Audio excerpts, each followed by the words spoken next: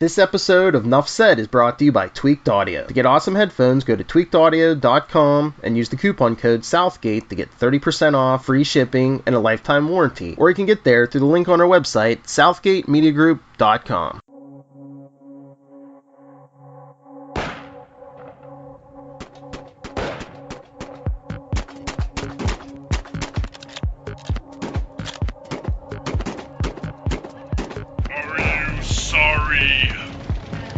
Are you heartfully sorry for all of your sins?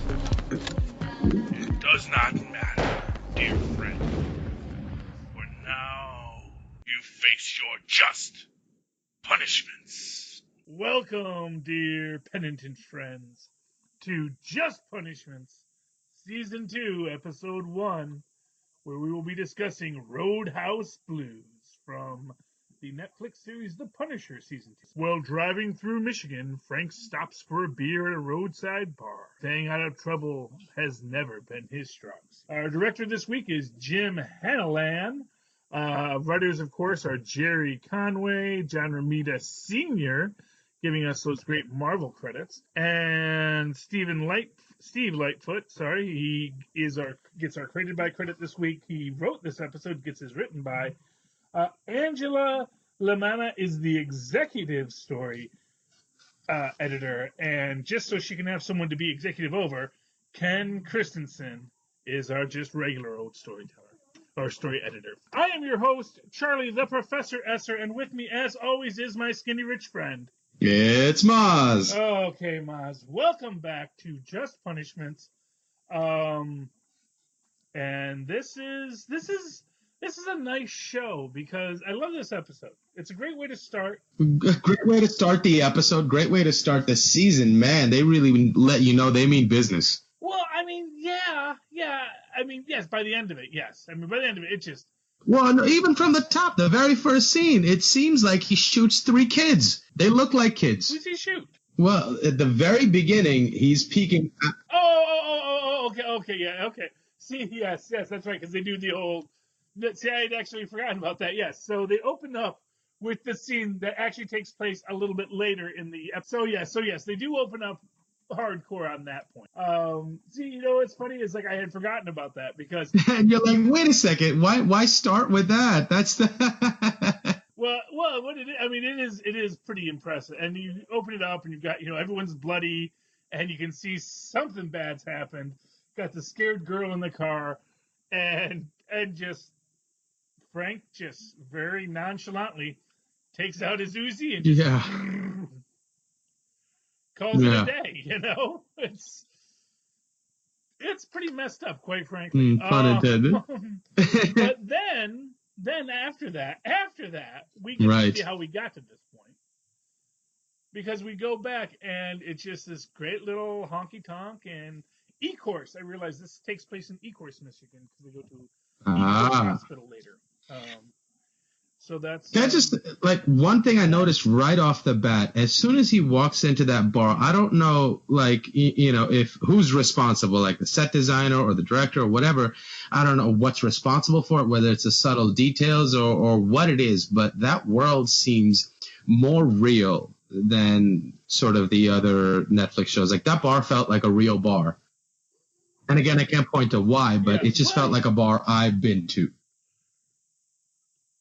Well, I mean, to be honest with you, what the difference is that it is probably a real bar in Michigan. Oh, that's fair. I'd wager they shot this. I would wager, judging by the location, judging by the landscape, and you'll see this when we get to Ohio later this month. Or early next month, because me and Mozz are going to go see Phil Parrish at Bowling Green University on April 12th. No, you guys are staying. You got school. Yes, you actually do have school because we're leaving on the 12th, which is a Friday. Sorry. But we are, yes, but when we get there, you're going to see when you get into Ohio and Michigan as well, the landscape is so different than what you see here on the East Coast.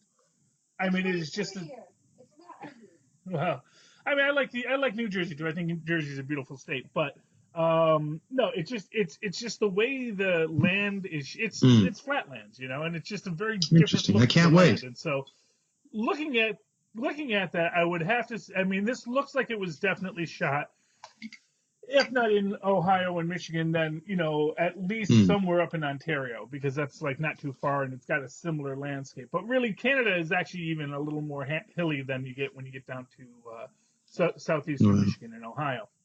But and this is Ecorse area, which is I believe technically downriver.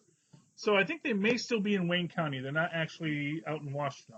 I have to double check. It's been a long time since I figured out what county Ecorse was in.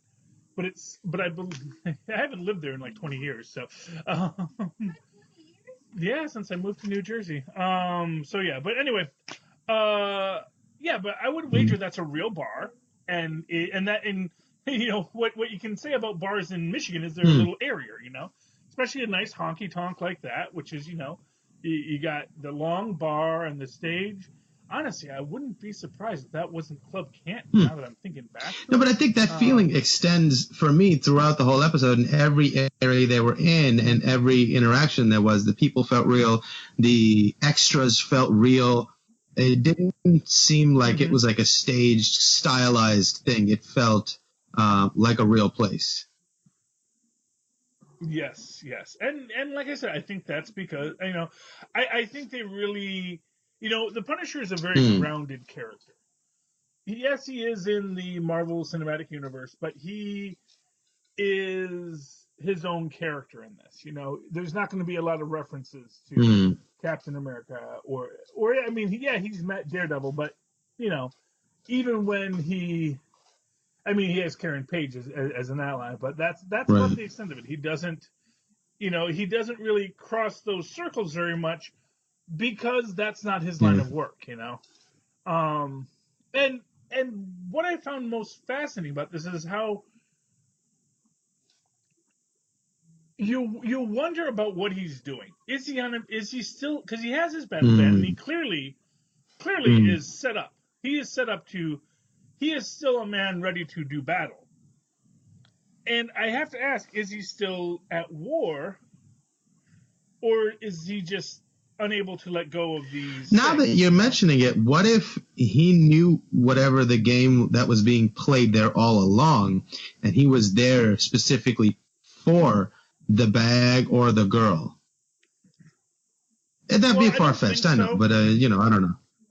Yeah, well, and the reason I don't think so is we do see him intending to and like, she forgot about the bag too. Like, that was weird to me. No, because they find it at the end, and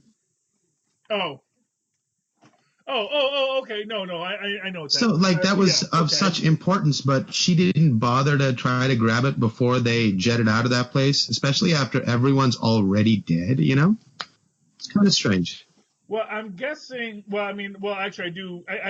Just as I have seen episode 2, so I was actually going to say, this is like one of the few times I haven't watched the series I had.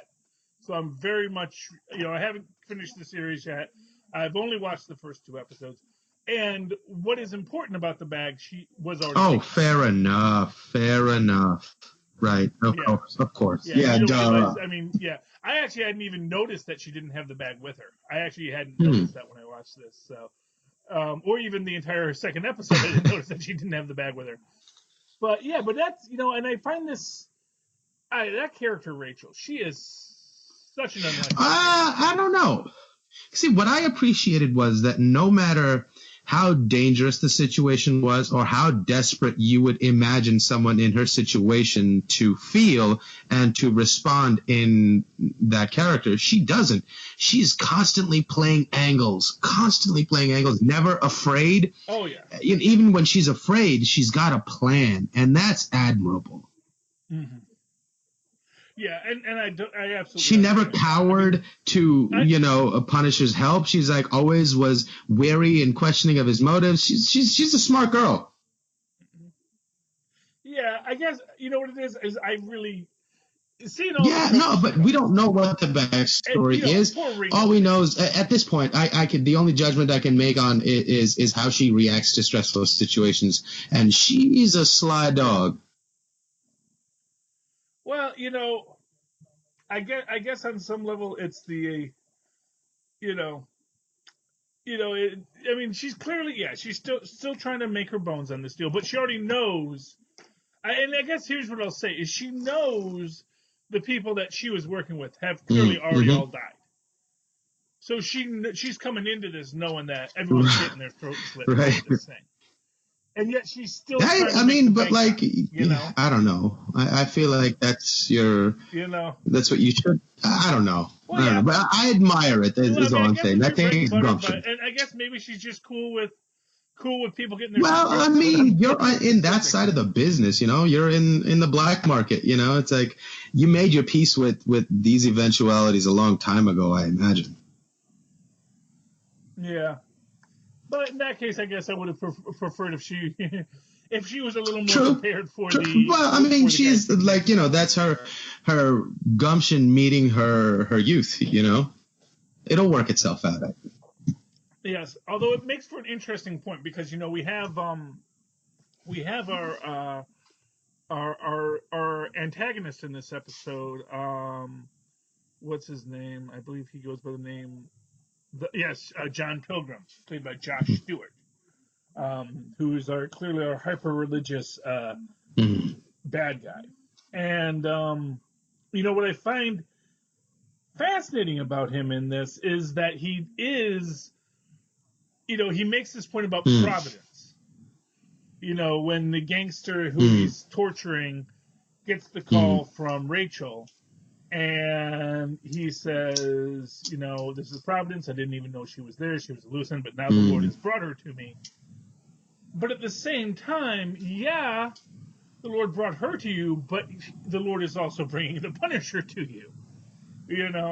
And what you think is providence, maybe not the providence. Right, and I guess he does mean it in a very strict definition, right? Because he is very religious, so he probably means it in that way. I mean, I guess the way I took and like I didn't take into account the religious factors. When I read into that, I just thought to myself, it's like luck is only opportunity meeting preparation. So providence, I guess, is just saying, hey, there's a lifeline, or rather to think of it this way, you just notice the way the world moves, as if all of moving humanity and time itself is just like an ocean. And if you can see the waves, you can predict where they're going to fall. So in that sense, providence is merely just being that good of a judge of everything else, that you're in the right place more often than not. But I suppose the counter argument in that is that he is. Well, that's a matter of relativity, no? Well, he's running afoul of the Punisher. But I don't think. Yeah, even though he saw the footage, he has no idea what he's dealing with. See, that's my. Well, no, exactly. Yeah. This is the thing. He is essentially he is assuming he is God's favorite right hand, and what it is he assumes God has brought this to him to reward him for his devotion. In fact, this is just as likely this is God's punishment. This is interesting. I'm gonna see. I'm very interested to see how they played this, like how they make him reconcile his evilness with his delusions of piety. Well, big shock here. A lot of people with delusions of piety have no problem with their own evil. No. But from the perspective of someone who truly, at least on the onset, feels like he believes it, Well, yeah. But again, it is, and this is the thing with a guy like him, and when you are a person who uses God to justify your violence, there is no crime so heinous that God does not approve in your mind. So it's like, it doesn't matter. He doesn't, what is, and to put it to you simply, when the Punisher does bring the full wrath of God down upon him, I'm sure he is going to feel, I am being tested as Job was tested now, and I shall, I will hold on to my things. And it's like, you know what, dude, that's fine, but that's not the end of this story. And You know, and like I said, it is because it is, and this is my point: is it is providence. It is providence that this happens to be the bar that Frank decides to go. It's providence that he happens to hit it off with the bartender after he breaks the finger of a jerky drumstick. And it's providence that he goes and hooks up with her. And then it's providence that as he's intending to drive away, he decides, okay, I'll go back. And now he's been brought back. And he's been tempted with that thing that he truly dreams of on some level, which is that domesticity and that moment to be with, a girl and a child, and to have that life that was ripped from him. I mean, that is this, and then to have it be a situation in which he thought maybe he could have it. Do you think he allowed himself that luxury to rip it away from him? Well, I think he almost thought about it. And you know what? Here's the thing, and this is what I get back to about what's he doing with that band. Is he still on a mission? Because he's or is he just in the wind, there. Bruce Banner style? Yeah, well, exactly. Is he just prepared in case something goes wrong? But right now, his idea is, I'm just going to keep moving until I find some trouble. Essentially, right? Well, maybe, and certainly trouble. I'm sure that's the subliminal impulse, Yeah, well, that's always the question with a guy like Frank is, like I said, would he let himself be happy, or what does that even mean to him? Find an excuse. Well, and this is maybe even a statement to be made. It's like, when the guy is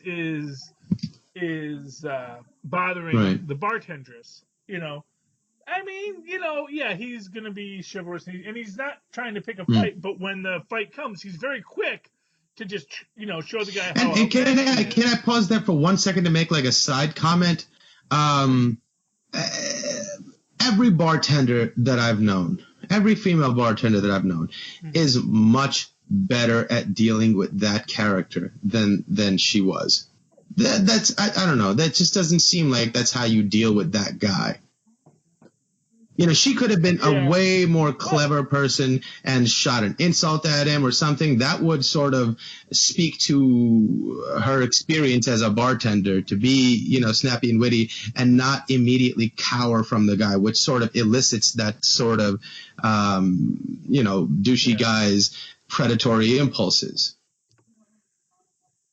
Well, I'm guessing since Steve, what was his name? Steve Lightfoot wrote this episode. I'm guessing perhaps Steve Lightfoot has never been a female bartender. Yeah. So there you go. And I think that's a very good point. I think she tried to. Or maybe they were just trying to show us that she was tired. Yeah, I mean, it's been a long night and all this kind of stuff. There's lots of ways you can play it. No, tired in general, like in life, and in her profession. Yeah. Yeah. Well, that's. I am sure single mom bartender was not like. And nor does that sound easy. No, it does not sound easy. Though, for what it's worth, she seems to be doing well for it. It seems like it's a really good bar, so she's probably making nice tips. It's an okay house. Hey, I mean, like Shooter Jennings is a decent name. Yeah. The guy playing music in the show. Oh, okay. Yeah, it was a decent band. It's kind of nice to see, like, after all the hoopla on every performance on Luke Cage. It's cool to see some other shows adopting that and some other bands wanting to be on the show too. Oh, yes. Well, if you can have a live music venue, you might as well use that for live music, If you got a scene where you get to have a band, you're probably going to go look for a good band to put in it, I know I would. I mean, heck, what's the point if not to have a band? And yeah, I mean, in general, it's an interesting take we get on this, and we do get this, like I said, this very nice quality for Frank. And this is what's interesting, but is how quickly Frank just lets himself go. You know, how quickly he just, like within the night. And honestly, at first I thought this was supposed to be like over like several months. Yeah, 5 weeks ago. Yeah, I mean, because they show him, like, they cut back to them having sex like 8 times. It's like, wow, man. And then it gets me away. Are they just having sex 8 times in one night? Do they keep on breaking and talking and then having more sex? Or is this, they're just cutting you into that one scene of sex and then all of the conversations that they had? I guess it's sort of like they're both the same. They sort of fetishize misery in a sense. And every time, they share a bit of pain about themselves, they get really turned on. Yeah, but then like I said, and he immediately gives. I mean, he gives it up. And Frank, and he really, really, and this is what I'm saying. It's like he has allowed himself to be sucked into this, and you can see that he after everything that he was still driving out of town when he just decides. The heck with it. And maybe that's the reason he did go back, because maybe he was trying to find comfort in the happiness. Why am I always running? This is kind of right. Oh, well, exactly. And it is that providence, as we said. The providence opens it up for him, and then the providence steals it right back away. And so maybe it's like at a certain point you got to say, like, it's not even his fault. It's not his choice. He has no choice. The universe needs dung beetles cleaning out the dung, don't they? I mean, don't we? Yeah. Well, he is a fictional character. Right. But even still, it's like. When I think about like what actually makes him happy, would he be happy with a sedentary life? I don't think he would. So from that perspective, why force him to be unhappy to fit the mold of, it's like there are bad guys in the world. Like just because he happened upon this town to stumble upon this, scene of bad things happening, he can fix that. But if he had chosen to stay here and this same bad thing was happening somewhere else, he wouldn't be able to fix it. So where is he more useful, and what is really right? Should we expect him to seek the normal happiness, or should we let him be free and do what he was born to do, a dog off his leash, as the preacher man put it? Yeah. Well, I mean, this is I mean that is the question. But there's this great, one of my favorite films is with Arnold. It's The Last Action Hero with Arnold Schwarzenegger, and it is. Honestly, that film ruined me for almost every film I ever saw, because there's this scene in it where Arnold Schwarzenegger's character, and the basic premise is that Arnold Schwarzenegger's character, he's your basic superhero cop. Goes through all of these, dozens and dozens of sequels, but it's his real life.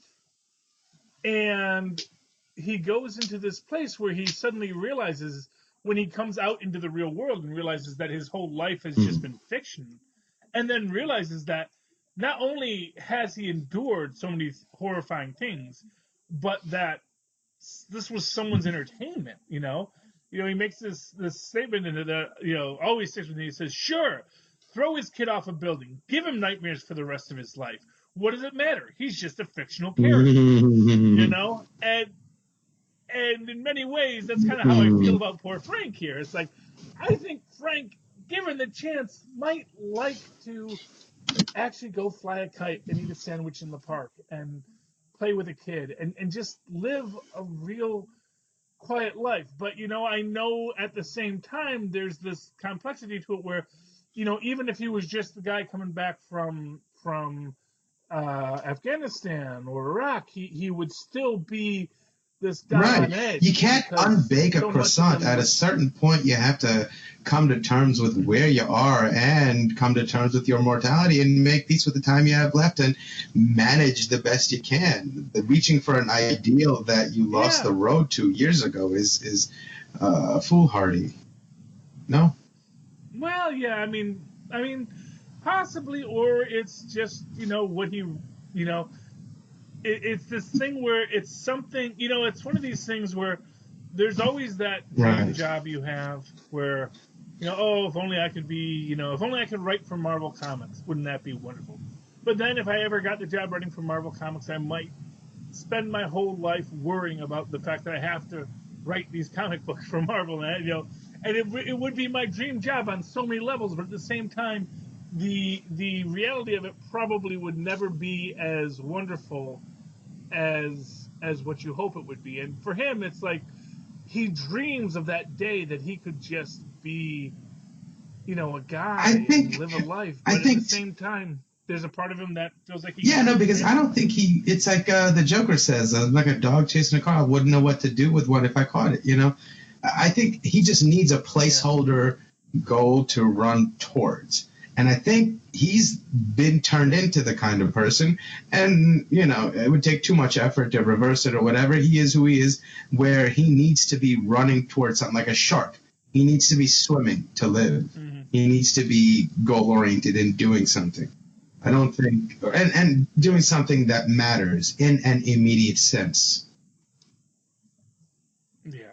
And certainly he does. Certainly he does. And when we find ourselves in this moment when he goes to the bar to see his girl and to maybe get one more night of something that has been denied him, and to just feel human for a minute, and then all of a sudden it all goes I love how he back. says to her too, he goes, "My problems will never come to your door, I promise." Yeah, well, well, but not for nothing, it wasn't his problem. Yeah. It wasn't his problem. It's But it didn't need to be either. Coming to his door. Yeah. Well, I mean, it comes down to that question only because of Providence. Again, it's only because the grand writer in the sky decided that this, and this is what I always say, man. It always just shocks me that people pick. Oh my God! In these comic book universes, and it's like, because first off, that all things being equal, there are Punishers out there. There's also guys who shoot laser beams out of their face, and you're going to go pick a fight on the assumption you're not one of these guys who can shoot a laser beam out of your face.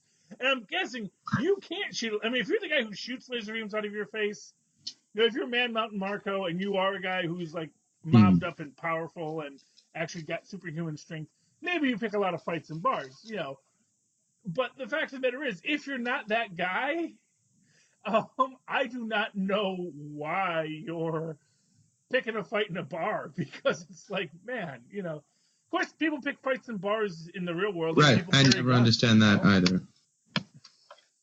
It's like, people, you don't know what that guy's doing. You don't know who that guy is. He could be. And also, again, it goes back to what really makes you happy. People who fight at bars, it's like you're really unhappy with yourself, and you're really just trying to punish yourself. That's truly what it is, I think. Yep. And maybe that's why he's the Punisher. Indeed. And he goes back one more time just hoping he can have that little bit of joy, even though this is what happens. This is what always happens. And it ends poorly. And man, I really thought someone was going to survive that. I'm guessing people got out. But I mean, this is big. Yeah. Really, this is a major shootout in a and it's like an episode 9 shootout. Yeah. But I mean, to me, it's this should be major. I mean, honestly, here's what I'll say: the fact that just because I have seen the second episode, you would have thought this would have been interesting. Then it winds up being, at least as far as we know. But this is like post night shootout, and because like I said, I'm sure some people got out, I'm sure there's a back door to that bar, and some people got out, and then how long it took the cops to get there, man. I mean, I know Detroit's a violent place, but this is actually Ecorse, and Yeah. still, it's not like we get these kind of shootouts every day. Well, I mean, like, there was political pressure to just call it a gangland turf war and just to sweep it under the rug. And the guy didn't seem too happy about it. So, I mean, I will say, I thought the fight, the whole barroom, right from the time he gets into the bathroom to the time he's just running around grunting and killing people, it was so well done. Everything looked like a real fight. Oh yeah, this is like some They Live level, right? And the flow of it, the rhythm of the fight as it moved was so natural. Oh yeah, and oh man, like I said, I really was shocked they killed poor. Yeah. I really thought he was gonna at least get out of that, man. I thought he might even be like a cool side character, but. He doesn't even have to be a sidekick. He just has to be, a guy that's like, man, sort of like what the Sugar. The guy with the well, like Sugar. Well, actually, I was going to go the guy who ran the business. Oh, right. Yeah, where there was a place for Frank to connect with, like he could find people to connect with, and this one not so much, Yeah, but they do get Beth to the hospital, so that's good. And she's saying get to my kid, take care of my kid, make sure my kid's okay. And then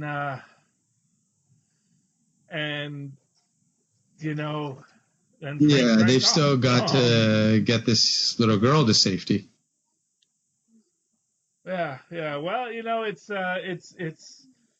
it is. Yeah, and he does seem consumed by the bloodlust, too, because she says to him, there's probably going to be more coming. And his response is, I hope so. I was like, oh, man. Oh, yeah. Yeah, well, not for nothing. It makes them easier to shoot when they come out of the That's bush. true. That's true. It's when they come out. That's when, like at the start, when they put right in front of it, it's like, oh, well, that's convenient. Well, fine, make it easy.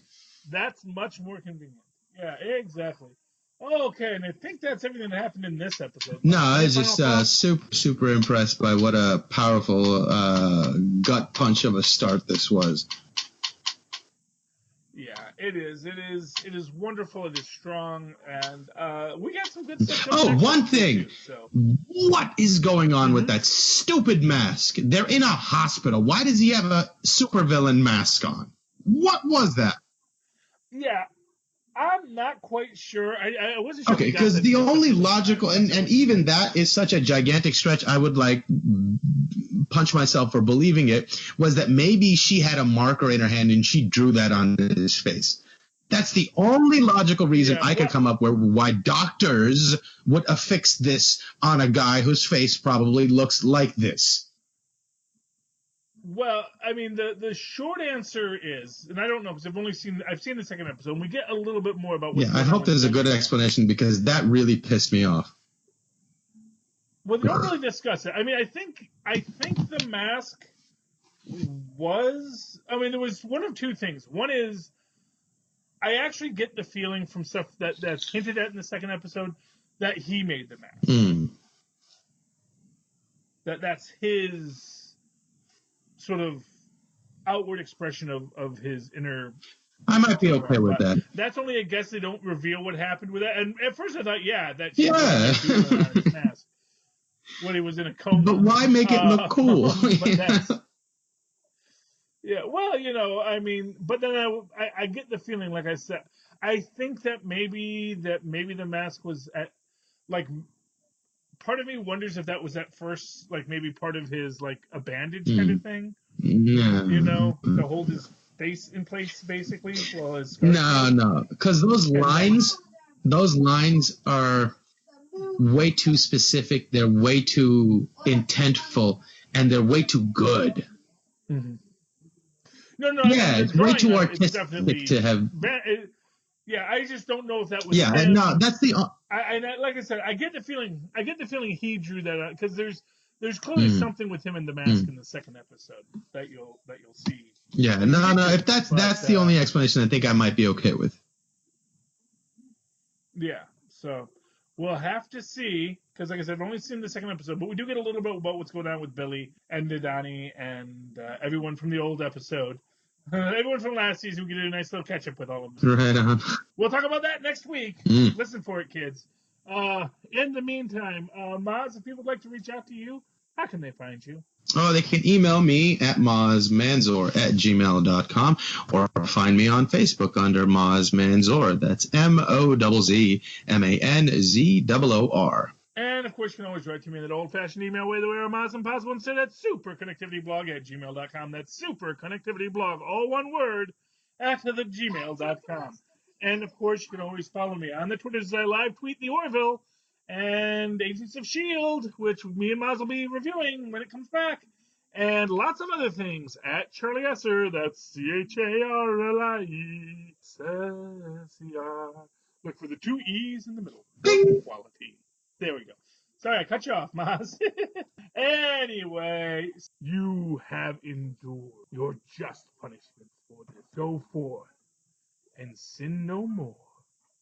But when you do, and you know you will, return for more just punishment. Good night.